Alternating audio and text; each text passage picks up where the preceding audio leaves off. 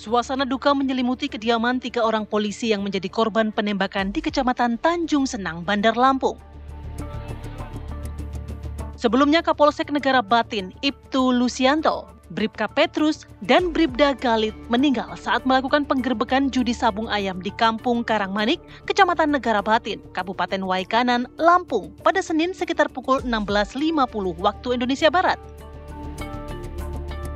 3 anggota polisi tersebut terkena luka tembak pada bagian kepala, di mana diduga 2 oknum anggota TNI menjadi pelaku penembakan. Polda Lampung langsung membentuk tim gabungan bersama Korem Garuda Hitam Lampung dan Denpom Angkatan Darat untuk mengungkap pelaku penembakan. Saling melengkapi antara kami dengan Korem dan Denpom, saling melengkapi informasi dan lain sebagainya. Kegiatan ini kami lakukan secara bersama-sama atau joint investigasi untuk bisa membuat terang peristiwanya, kemudian nanti mengarah kepada siapa pelakunya. Kami pastikan hasil investigasi Kortama nanti akan sangat transparan. Apabila memang ada indikasi atau memang terbukti, nanti akan kita proses sesuai dengan apa yang telah dilakukan. Tapi mohon waktu, bersabar, karena sampai dengan sekarang kita akan melanjutkan investigasi ini sehingga betul-betul dapat kita ketahui apa yang sebenarnya terjadi. Tim investigasi gabungan Selasa kemarin langsung melakukan olah TKP untuk mengungkap pelaku penembakan, juga mengungkap motif pelaku. Dari hasil investigasi, polisi menyatakan 2 terduga pelaku adalah oknum anggota TNI Angkatan Darat, yakni Peltu Lubis selaku dan Supramil Negara Batin, dan Kopral Kepala Basyrah selaku anggota Supramil Negara Batin. Kedua pelaku kini ditahan dan sedang menjalani pemeriksaan di Denpom Lampung. Sementara untuk 3 personil Polri yang gugur, Kapolda Lampung, Irjen Polisi Helmi Satika mengatakan ketiganya akan diberikan penghormatan dengan menaikkan pangkat 1 tingkat. Dari Waikanan Lampung, Pujiansah TV One mengabarkan.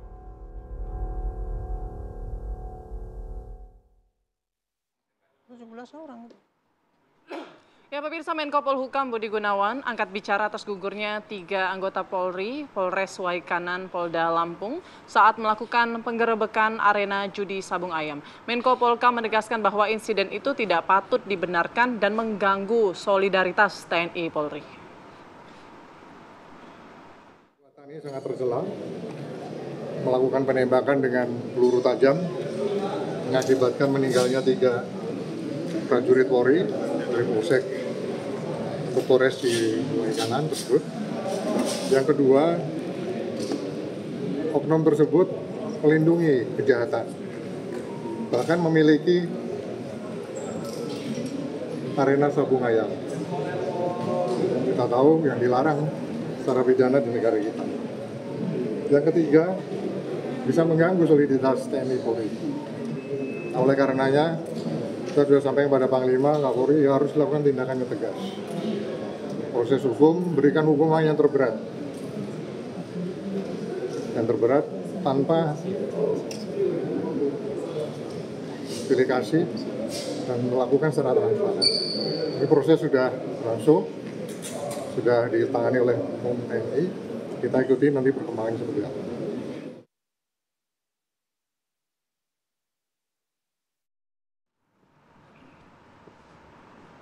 Ya, pemirsa, kita sudah hadirkan ya yang mungkin akan menjawab pertanyaan-pertanyaan kita, pertanyaan-pertanyaan Rivi yang kok bisa terjadi. Kok bisa sih gitu aja lah intinya. Kok bisa sih terjadi gitu. Emang tidak ditelusuri terlebih dahulu siapa sasarannya pada saat penggerebekan terjadi akan dilakukan begitu ya. Kita langsung hadirkan narasumber kita. Ada Laksamana Muda TNI Purnawirawan Soleman B. Ponto, Kabais TNI. Selamat pagi Pak Ponto. Sehat Pak? Ya. Sehat ya Pak Ponto. Terima kasih Pak sudah berkenan hadir. Terima kasih juga sudah berkenan hadir ke Irjen Pol Purnawirawan Arianto Sutadi Pak. Masih sehat ya Pak Arianto? Alhamdulillah sehat. Ini kita pertemukan para purnawirawan yang terpaut jauh sebetulnya mereka ini gitu, biar bisa nostalgia juga. Kan?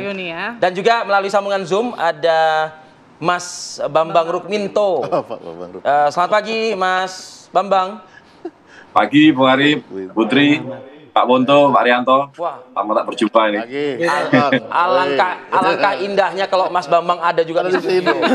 Wow, luar biasa. Saya sudah balik ke Malang. Terima kasih Mas Bambang. Saya ingin studio.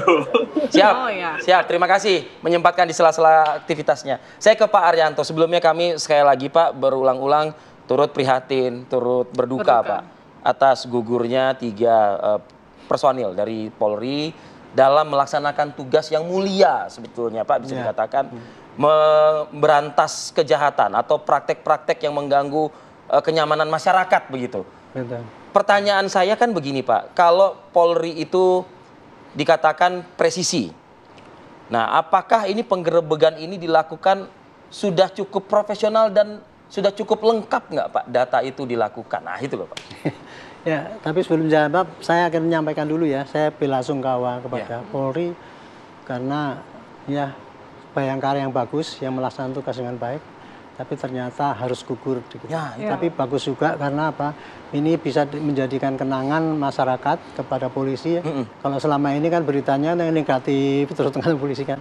Nah ini barulah kelihatan bahwa polisi itu memang tugasnya kayak gitu itu, risikonya gitu. Nyawa yang melayang. Karikatur polisi itu ada gini Pak, kaki kiri masuk ke penjara, kaki kanan masuk ke kuburan. Itu risiko terjelek dari para polisi. Dua pilihan nggak enak sebetulnya Pak. Iya, tapi itu jarang sekali diketahui oleh masyarakat, sehingga masyarakat selalu mencemooh polisi. Oke lah.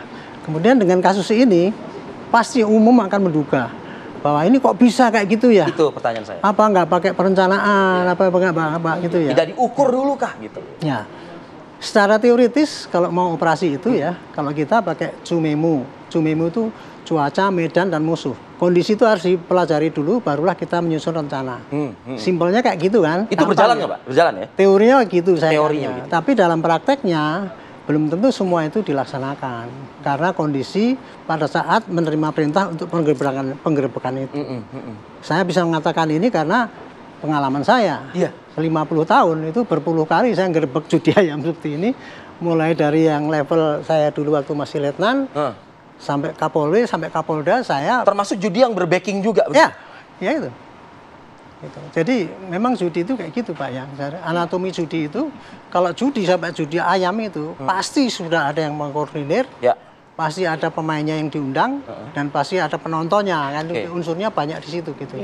Sehingga kalau menggerebek kayak gitu itu biasanya ya harusnya pakai perencanaan yang baik. Perencanaan yang baik ya Pak. Ya, bahkan Kapendam Kodam Sriwijaya ya juga menyebut bahkan ini sebetulnya lokasi istilahnya Texas katanya begitu. Apa itu lokasi Texas itu? Lokasi Bronx gitu, lokasi hitam gitu. Itu 2 jam dari perumahan, kan di karet Pak, di hutan karet. Betul. Jadi sangat remote itu. Yang datang ke situ pasti hanya pemain dan orang-orang yang memang hobi judi itu. Judi itu. Iya, jadi saya katakan tadi ya, teorinya begitu Pak, pakai perencanaan. Tapi dalam praktek sering itu tidak terlaksana karena perintah mendadak. Saya dulu waktu Kapolda, ya. Dapat informasi di handphone saya Pak ini ada judi di sini. Saya perintahkan pada ini yang lagi dinas itu, Puskodalop sekarang bawa pasukan 1 peleton ke sana ini gerebek di tempat sini. Itu 1 peleton. Kalau yang kemarin ini kan 17. Kita kan tahu sabung ayam ini pasti ramai. Udah gitu pasti melibatkan emosi nih penggerebekannya. Nah ini 17 orang cukup untuk menangani. Menurut saya itu udah cukup termasuk banyak. Karena apa? 17 orang itu termasuk Kabakopnya ikut di situ, kan Kapolseknya ikut. Jadi menurut saya itu cukup 17 orang itu untuk menggerebek perjudian yang segitu levelnya ya, dalam benak saya kayak gitu. Tapi kemarin itu kalau menurut dugaan saya, yang tidak terduga oleh polisi itu adalah bahwa di situ ada orang yang bersenjata dan mau menembak gitu. Tapi kan Menko Polhukam menyebutkan kan Pak, ini dimiliki oleh oknum. Artinya bukan ikut main, tapi dia yang menyelenggarakan gitu. Sampai sekarang itu masih dalam penelitian ya Pak ya. Betul.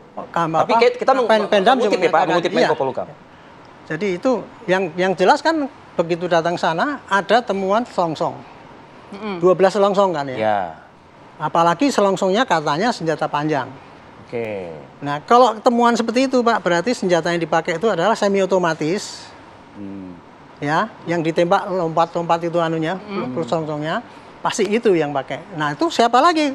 Kalau bukan mungkin perlu senjatanya senjata rakitan juga bisa, Ya. senjata apa organik juga bisa gitu. Ya. Oke.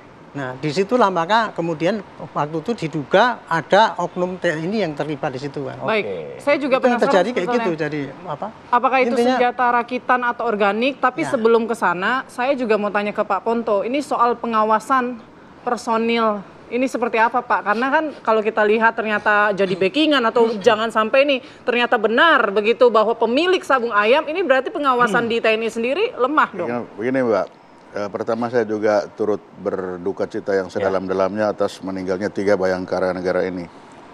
Kalau pengawasan di tentara, kalau dia ada di barak ya bisa diawasi. Diawasi. Tapi kalau dia tidak di barak, nah ini yang susah pengawasannya.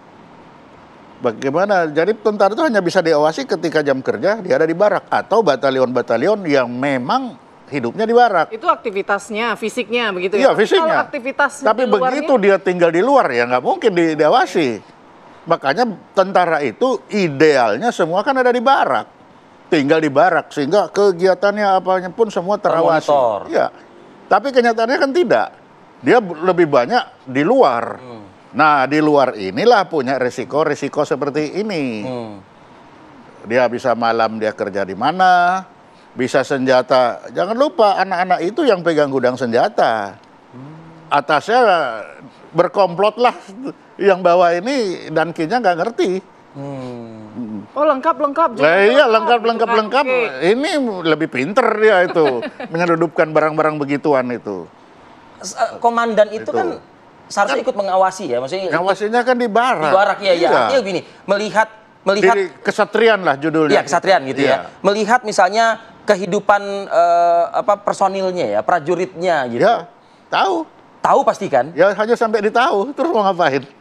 Nah, artinya kalau misalnya diem jangan-jangan memang ada Loh, tidak punya kemampuan kan dia juga untuk meningkatkan bagaimana? Sama-sama susahnya. Oh, jadi kesejahteraan ini permasalahannya juga. Biasanya. Kalau kita kan pernah mengikuti Ciracas 1, Ciracas 2. Nah, iya kan? Saya semua ikut ini sama kan? Enggak jauh bedanya. Semua pekerjaannya di luar. Nah, kenapa? Kita jangan lupa kita memelihara tentara itu kalau dia lagi jumlah banyak perutnya lapar, ya sama kayak kita memelihara macan lapar. Iya. Makanya ketika kita memelihara tentara ini, hitung baik-baik tempatnya di mana, ini di mana. Lebih baik sedikit tapi perut kenyang sehingga dia tenang. Tapi kembali ke aturan mungkin Pak Ponto. Nah, aturannya apa kurang aturan dari Ciracas 1, Ciracas 2 semua sudah berkali-kali. Aturan itu aturan tetap aturan. Tapi ketika dia harus memilih, saya berbuat bisa hidup bisa mati, tidak berbuat bisa mati. Ya, oke. Dia akan berbuat. Nah, padahal ketika dia menentukan perbuatan tersebut kan ada sanksi kan pasti. Ya dia kan? tahu tentara mati aja dia nggak pusing. Itu kita miris loh Pak dengan cerita ini. Ya itu makanya saya bilang kalau tentara itu siapkan betul karena mereka pertama dipilih psikotesnya memang orang-orang agresif. Kalau nggak agresif ya nggak jadi tentara. Ya tapi bukan juga dengan mitra juga agresif. Loh, gitu. Tentara Pak, makanya saya bilang tentara sudah agresif. Begitu dia terpicu, yang depan itu bukan kawan, musuh semua di depan, titik. Terpicu itu tapi kan seharusnya kan sadar juga bahwa kegiatannya kan negatif nih Pak. Bagi dia tidak ada negatif, positif. Demi perut tadi itu? Pokoknya kalau dia sudah perut, terpicu, ya sudah apapun di depan itu sudah hilang. Makanya kita aja atasannya langsung. Itu kalau kita tahu ada yang begitu, enggak mungkin kita langsung gitu. Kita cari komandan batalionnya dulu. Iya. Cari pawangnya dulu. Kalau pawangnya salah ya digigit juga. Walaupun saya aspam, saya kabais, tahu, kan kita tahu, Intel tahu. Tapi kita harus cari dulu pawangnya siapa ini. Betul. Gak bisa langsung gerebek gitu. Artinya Polres Waikanan ini itu tadi. Itu tidak menduga ya, mungkin intelijen kan itu musuh medan cuaca, musuh medan baru cuaca. Nah ini musuh ini kita apa ini? Nah itu kalau tadi ada khilaf ya di situ karena melihat dulu ini seperti apa itu. Ya kita aja. Saya di Aspam di Bais itu pasti tahu barang beginian, pasti banyak. Ya, ya. Tapi sebelum ke sana kita lihat dulu. Nah itu Pak Arianto. Ini siapa ini pawangnya itu, ini? Pak Arianto. Itu. Yang dimaksud oleh Pak Ponto ini kan artinya koordinasi lah gitu ya, mungkin ya. Ya. Ini dijalankan nggak oleh Polres Waikanan ya? Saya, sorry ya, saya bukan membela polisi. Iya. Tetapi saya melihat kondisi kayak gitu itu ya. Itu polisi itu kalau ngerebek judi sabung ayam itu sudah sering. Betul. Ya, sudah sering. Ya Pak Arianto pun juga pernah. Ya, saya pernah dan saya sebagai komando maupun melaksanakan di lapangan, saya beberapa kali waktu dinas itu. Tapi kenyataannya ya seperti itu. Jadi kenapa Pak? Enggan mau berkoordinasi takut bocor atau apa begitu? Seperti kemarin itu nggak mungkin dia akan koordinasi dengan Pol TNI. Bocor nanti dong, kan gitu? Enggak. Masa ngerebek ayam mesti koordinasi dengan TNI? Enggak, tapi kalau sudah tahu sasarannya adalah oknum TNI. Dari mana? Koordinasi dengan POM mungkin gitu. Itu kan kejar, coba bayangkan Pak. Dari situ ke TKP aja 2 jam. 2 jam, ya. Ya kan, waktu itu kan. Itu penggerebekannya sore. Ya. Berarti itu informasi diterima dan hari itu juga ditindak kan gitu. Betul. Itu Pak, jadi tanpa kita jangan bayangkan musuh polisi itu sudah ada duluan, kemudian kita rancang gini. Nggak bisa Pak, itulah kondisi lawan yang suatu waktu ada dan kita instan melakukan itu. Itu jadi menurut saya kemarin itu ya karena kondisi yang demikian mendesak sehingga langsung aja itu datang BKO 17 orang itu datang gitu kan, seperti rutin biasa bergebak. Yang nggak diduga adalah di situ ternyata ada oknum yang mempunyai senjata api. Saya nggak ngerti waktu itu apa TNI apa tidak. Sampai hari kedua kan baru ketahuan bahwa itu ternyata ada oknum TNI kan. Ya meskipun ada yang dijemput ke rumahnya kan Pak. Gitu. Ya, kan apalagi menyerahkan diri kan. Jadi clear itu. Saya bersyukur karena apa? Oknum itu langsung menyerahkan diri. Coba kalau itu lari itu apa nggak kita pusing Pak itu. Nah, saya ya waktu itu menyampaikan pada polisi, Dek, hati-hati kalau ekspos ini. Ya. Sekarang ini lagi tinggi-tingginya sinergi polisi dengan TNI. Betul, ya. You jangan ekspos lah. Biar aja nanti POM TNI kalau yang ini biar ekspos. Ranahnya masing-masing gitu. Iya, supaya ini jangan sampai memecahkan itu. Itulah makanya itulah kejadiannya ya Pak ya. Jadi dalam hal sekarang ini ya itu saya senang ya karena begitulah digambarkan kepada publik bahwa ancaman yang dihadapi polisi itu cukup kompleks kayak gitu itu. Jadi nggak bisa dipandang secara teoritis kemudian wah ini kok ini sembrono gitu. Itu saya pikir kok nggak tepat bukan kayak gitu. Pak Ponto, kalau kita melihat ini Pak Ponto suasana penjemputan yang di rumahnya salah satu terduga pelaku itu ya Pak ya. Kalau saya lihat sih rumahnya kayaknya mentereng juga Pak, gitu loh maksudnya. Artinya begini, kalau dikatakan ini urusan perut begitu ibaratnya, lawang rumahnya aja lumayan Pak, bagus nggak ya juga kayak rumah-rumah prajurit pada umumnya. Ya, tinggal ditanya aja dari mana kan. Menarik itu Pak. Ya, iya kan. Kan bisa dilihat aja. Sehingga bisa begitu seperti apa. Oke. Tapi kan itu saya bilang kan itu umumnya begitu. Ada risiko-risiko yang dia ambil untuk mendapatkan itu. Nah itu kan, ada risiko yang diambil. Ya kebetulan ini ya nasibnya seperti itu. Nah itu pengawasan yang di situ misalnya. Ya, mungkin.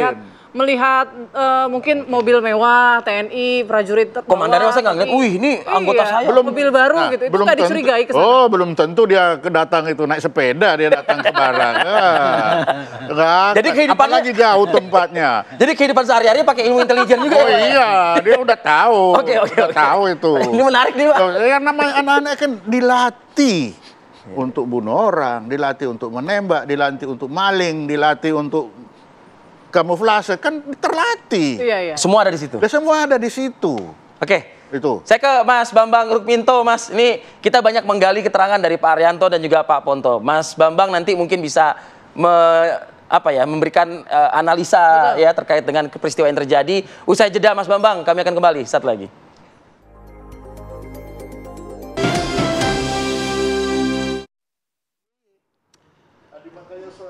Baik, Anda kembali di Apa Kabar Indonesia Pagi, pemirsa. Kita lanjutkan ke Mas Bambang. Mungkin tadi kita sudah mendengar banyak tadi pernyataan Pak Arianto, Pak Ponto. Nah, saya mau minta pandangan dari Mas Bambang sendiri, ini analisanya, mengapa hal seperti ini bisa terjadi dan kita harapkan pastinya tidak terulang lagi ya Mas Bambang. Silakan. Ya, terkait dengan judi offline ya, terkait judi sabung ayam ini offline pasti. Itu terjadi tentu bukan secara instan. Ada lokasi yang sudah ditentukan, kemudian juga berlangsung sudah sekian lama. Artinya seperti yang disampaikan Pak Arianto tadi bahwa dengan Pak Ronto, bahwa sebuah operasi penggerebekan itu tentu harus ada mitigasi lebih dulu gitu untuk menentukan siapa target seperti itu. Lagi-lagi ini terkait dengan sinergisitas kepolisian dengan TNI. Karena judi sabung ayam ini sudah lama, tentu sudah mengetahui siapa yang ada di balik judi sabung ayam tersebut. Karena kalau melihat antara korban dan pelaku ini kan dalam satu Forkopicam ya, forum komunikasi pimpinan kecamatan, karena yang satu ini Wadan Ramil, kemudian korbannya adalah Kapolsek yang seharusnya berada dalam satu forum di kecamatan tersebut. Kalau melihat kasus seperti ini, artinya sinergisitas antara TNI dan Polri ini masih sekedar retorika saja di tingkat atas, tapi faktanya ketika di lapangan ya muncul konflik-konflik seperti ini. Beberapa waktu yang lalu misalnya kita juga melihat bagaimana anggota TNI yang kemudian menyerang sebuah polsek di salah satu provinsi di luar pulau, misalnya seperti itu. Artinya memang harus ada evaluasi terkait dengan jargon sinergisitas ini. Sinergisitas itu seperti apa yang diinginkan gitu? Apakah hanya sekedar salam-salaman atau seremoni saja, tapi juga harus mencakup terkait dengan upaya menjaga Kamtipmas seperti itu. Itu satu. Kemudian terkait dengan kontrol dan pengawasan, saya melihat pengawasan senjata api di lingkungan TNI ini kan juga harus ada evaluasi secara menyeluruh, karena beberapa waktu yang lalu misalnya juga muncul korban bos rental mobil yang juga ditembak anggota TNI. Apakah senjata api ini bisa dibawa kemana-mana oleh mereka yang berpangkat Bintara ya, karena Peltu ya. Bintara ini bisa dibawa kemana-mana. Apakah senjata api ini adalah senjata api organik atau rakitan? Itu juga harus ditelusuri. Terkait dengan kontrol dan pengawasan senjata api ini sangat penting sekali. Disiplin oleh komandannya ini juga penting seperti itu. Seperti yang disampaikan Pak Ponto tadi, pengawasan setiap berkala ini penting. Apakah seorang Wadan Ramil ini berhak membawa senjata api kemana-mana? Seperti itu kan juga harus dipertanyakan. Makanya kalau terkait dengan insiden ini, memang banyak hal yang perlu diperdalam seperti itu, Putri. Ya, Mas Bambang, kalau mungkin dari analisa ISES ya, Anda berada di sebagai penelitinya begitu. Poin 1, 2, 3 mungkin yang belum berjalan sejauh ini dari kepolisian ya, terutama di polsek terkait begitu ya, yang kan lingkungan terkecil yang bersentuhan dengan masyarakat ini lingkungan adalah polsek begitu. Apa saja ini Pak? Saya yakin seorang kapolsek ini pasti dia mendapat laporan dari masyarakat gitu terkait dengan adanya praktek tersebut dan lain sebagainya. Tapi kalau bisa dianalisa secara poin gitu, apa yang tidak berjalan begitu ya? Ya, yang paling utama adalah konsep sinergisitas itu, bahwa konsep sinergisitas itu tidak dipahami secara mendalam di level bawah gitu loh.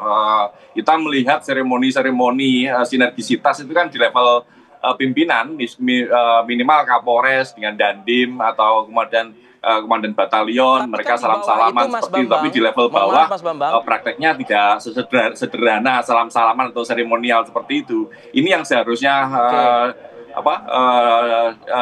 dibenahi. Tadi saya sampaikan bahwa ini dua antara korban dan pelaku ini kan dalam satu wilayah kan seperti itu. Satunya Wadan Ramil, komandan Koramil yang wilayah teritorial di kecamatan tersebut, kemudian satunya adalah Kapolsek. Artinya beberapa kali tentu mereka juga sudah pernah ketemu. Makanya kalau kemudian apa pemicunya, ya bisa jadi yang disampaikan Pak Ponto tadi bahwa ini terkait dengan perut atau penguasaan lapak seperti itu. Ini yang harus didalami. Kenapa seringkali judi sabung ayam ini memang dibaliknya adalah oknum-oknum. 20 tahun yang lalu misalnya saya juga pernah melihat judi sabung ayam ini berada di belakang polsek misalnya, yang kemudian tiap hari juga oknum-oknum TNI datang ke sana minta jatah. Hal-hal seperti itu kan menjadi rahasia umum di masyarakat seperti itu. Makanya apa sih yang sebenarnya ingin dilakukan dalam sinergisitas membangun menjaga keamanan ketertiban masyarakat ini gitu. Kalau substansi dari sinergisitas itu hanya sekedar bekerja sama, gotong royong, tapi tidak menyentuh pada Kamtibmas, tentu ini sangat jauh dari harapan masyarakat seperti itu. Oke, Pak Ponto, mendengar analisa dari, artinya emang nggak jalan sinergitas itu, soliditas, solidaritas itu di lapangan nggak jalan itu. Kalau kerja bakti ya, tapi karena kan emang udah wadan ramilnya kerja bakti. Kalau cari duit beda. Loh iyalah. Kalau kerja bakti iya, tapi begitu masalah duit. Jadi maksudnya Pak Ponto ini memang kesejahteraan ini yang bisa jadi faktor utama. Iyalah, coba lihat berapa perkelahian macam ini. Banyak. Ini yang muncul. Ya. Yang nggak muncul. Banyak. Memang sekurang itu Pak kesejahteraan. Sampai harus nyari tambahan gitu Pak. Ya coba hitung aja. Nah, kita kan nggak mengetahui, kita melihat gagahnya seragam mereka saja. Hidup gitu di ya. Jakarta seorang sersan itu berapa? Take home pay-nya 4 juta. Oke. Iya kan? Oke. Lalu kalau dia menghidupkan sekian banyak orang. Kalau kita mau hitung, betul-betul hitung. Saya aja waktu ke Bais kalau mau tulis LHKPN malu sendiri. Oke, mungkin sedikit saja Pak Ponto sebelum ke Pak Arianto ya. Kalau sesuai, minus. Jadi harapan Pak Ponto pertama untuk kesejahteraan tadi pertama, bisa. yang paling mendasar itu dulu. Terus kalau memang... Apa Pak, remunerasi itu ya Pak ya? Remunerasi kan tidak semua dapat. Oh. Nah, kalau memang belum bisa itu ya jangan besar-besar lah jumlahnya. Oke. Supaya dia bisa mendapat minimum yang bisa dia diem tenang. Misalkan, bisa membangun kesatrian atau perumahan yang mudah dikontrol. Oke. Nah ini kan enggak, satu di sana, satu di situ. Nah, ini yang begini ini, ketika dia ada di sana, dia punya kapabilitas menggalang orang. Dia punya kapabilitas, itu kan kapabilitas ada di orang-orang ini semua. Terus biar memberikan efek jerah tidak terulang lagi menurut Pak Ponto? Ya satu-satunya adalah pertama perutnya kenyangkan dulu. Ya. Kalau yang lain percuma. Karena dia terlatih. Ketika dia tertekan, keluar semua itu yang dilatih itu. Baik, baik. Memang dilatih begitu. Ketika tertekan keluar itu. Dan memang itu psikologisnya. Baik. Pak Arianto, mungkin ada pesan, harapan, dan efek jerah apa yang kira-kira biar tidak terulang lagi begitu? Ya, kalau dari peristiwa ini ya banyaknya sekali hikmahnya menurut saya. Nomor satu, kontrol dari TNI kepada anak buahnya yang di lapangan itu mengenai penggunaan senjata. Kemudian yang kedua, mengenai kontrol kepada anggota di wilayah supaya jangan sampai terjebak di dalam perbuatan yang negatif karena dalam rangka mencari apa perut tadi itu ya. Makanya ini tugas daripada para pimpinan untuk memperhatikan itu. Ya karena di elitnya aja sih Pak. Karena kalau itu kepada oknum TNI yang terlibat situ ya. Tapi kalau kepada Pak polisinya sendiri, saya sih ini hikmah ini untuk ditunjukkan kepada polisi seluruh Indonesia bahwa begitulah apa risiko yang harus dihadapi. Itu pekerjaan kita gitu ya. Itu sudah menjadi pembubaran sabung ayam itu sudah berlaku sejak 50 tahun yang lalu itu sudah terjadi. Tapi kebanyakan anggota polisi itu ketika ngerebek dia tidak memikirkan risiko apa yang akan terjadi gitu. Jadi dia di samping itu karena memang perintah itu kadang-kadang mendadak Pak. Enggak. Karena kalau perintah itu dikaji seminggu sebelumnya sudah pasti nggak jadi tuh Pak, judi ayam itu udah bocor kan, udah bocor. Makanya pendadakan tuh sering terjadi. Nah ini jadi pengalaman ya kayak gitu sehingga supaya tidak terulang lagi ya faktor kehati-hatian masih tetap terus dilakukan. Tetapi kalau untuk menghilangkan judi ayam itu tadi ya sebetulnya pimpinan pusat menghendaki minta tanggung jawab pada pimpinan wilayah bahwa di wilayah tidak terjadi perjudian sabung ayam ataupun apapun. Dicegah lebih baik ketimbang kalau sudah ada kemudian dipakai di rahasia seperti itu yang risikonya besar. Kalau pimpinan yang baik bisa Pak, baru main 1 hari langsung dibubarkan, besoknya nggak jadi itu. Bertanggung jawabnya kayak gitu. Sedikit Pak? Sedikit saja. Dengan dengar tadi Pak Haryanto tadi, sekarang kan TNI sedang membuat RUU baru. Itu revisi. Nah, ada masalah di situ. Ketika TNI sekarang akan memperpanjang, kolonel 58 tahun pensiun, bintang 1 60, bintang 2 61, bintang 3 63. Ini apa yang akan terjadi? Dewan kolonel yang akan pensiun 58, dia akan membuat blok dan dia bisa membekengi ini nanti. Ngapain aku pensiun aja kok? Ini enak-enak temanku malah juniorku yang sudah Wadan Ramil enak nih katanya begitu. Nah, bukan nanti ini senior junior saya yang mungkin sudah bintang 1, dia nanti naik bintang 2, aku sudah 58 pensiun. Aku pimpin aja nih barang-barang beginian. Ini mohon didengar yang bikin RUU saat ini. Hentikan itu 60, 61, 62, 63. Kalau 60 semua. Jangan kolonel 58, bintang 1 61, 62. Nanti lahir honasan-honasan dari para kolonel ini. Dan ini dia akan pimpin. Jadi kejadian di Waikanan ini mengetuk semuanya ya gitu. Jangan sampai ini dipimpin oleh para kolonel yang akan pensiun itu gara-gara perbedaan diskriminasi di dalam umur. Ini aja peringatan saya. Terima kasih Pak Ponto, terima kasih Pak Haryanto Sutadi atas waktunya. Mas Bambang Rukminto, terima kasih Mas waktunya di tengah kesibukan Anda di luar kota. Salam sehat selalu untuk kita semua, Bapak-bapak. Sukses selalu, Bapak-bapak. Selamat pagi.